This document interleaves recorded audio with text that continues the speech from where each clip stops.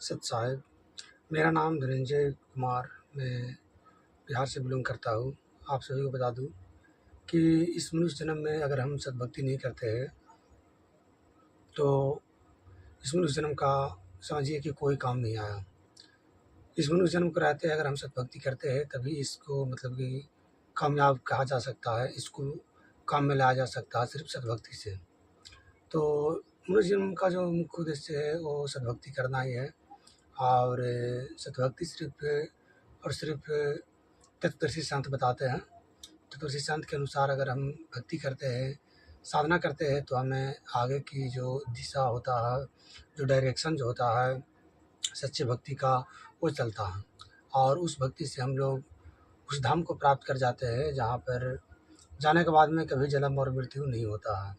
मनुष्य जन्म मिला ही इसलिए है कि हम अगर मनुष्य जन्म में भक्ति करते हैं तो मोक्ष प्राप्त हो सकता है। मोक्ष प्राप्ति के लिए मनुष्य जन्म मिलता है। मनुष्य जन्म रहते हम अगर सद्भक्ति नहीं करते हैं तो ये व्यर्थ माना जाएगा। जैसे कि गरीबदास जी का वाणी है कि गरीबदास हरि नाम बिना खाली रह जा खेत। तो इस मनुष्य जन्म को जो मनुष्य का जो शरीर है एक तरह से खेत भी कह सकते हैं। जैसे खेत होता है, अगर उसको हम जितना भी मतलब घास फूस जितना भी होता है और उसको अगर सफाई हम नहीं करते हैं तो उसमें बहुत सारे मतलब कि अनेक तरह के घास मतलब कि उग आते हैं, झाड़ झखाड़ हो जाते हैं। तो इसी तरह से मनुष्य जन्म में हम लोगों को मतलब साफ़ करके रखना है और इसमें बीज बोना है जो कि भक्ति का, सद्भक्ति का। और इस सद्भक्ति करके हम सत्यलोक जा सकते हैं, जहाँ पर जाने के बाद में कभी वापस नहीं आ सकते हैं। तो इसका मुख्य उद्देश्य जो है होता है मोक्ष प्राप्ति होता है भक्ति करना। एक तो होते हैं कि किसी लाभ के लिए भक्ति करते हैं, लेकिन उस लाभ से वो तो क्षणिक है। मान लीजिए थोड़ा-सा लाभ भी मिल गया या मतलब किसी मतलब कि लाभ मिल गया 2 साल, 4 साल, 10 साल, 20 साल या 50 साल में ना मान लीजिए कहीं पे रह जाते हैं, सुखी से रह जाते हैं। उस आशीर्वाद से, उस भक्ति करने से, तो क्या मतलब उससे हमें सब दिन के लिए छुटकारा मिल जाता है? नहीं। इसलिए हमें सिर्फ़ भक्ति करना चाहिए मोक्ष प्राप्ति के लिए।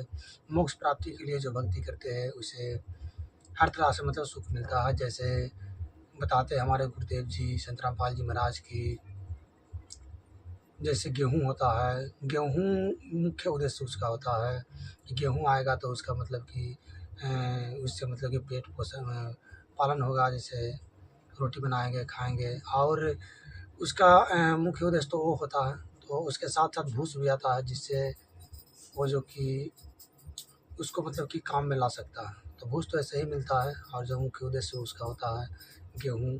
तो गेहूँ आने से जो भी मतलब कि परिवार में जो होते हैं उसका लालन-पालन होता है और उससे उसे उसका परिवार जो कि बहुत ही अच्छी तरह से धारण-पोषण होता है, उसका मतलब कि जीवन व्यतीत होता है।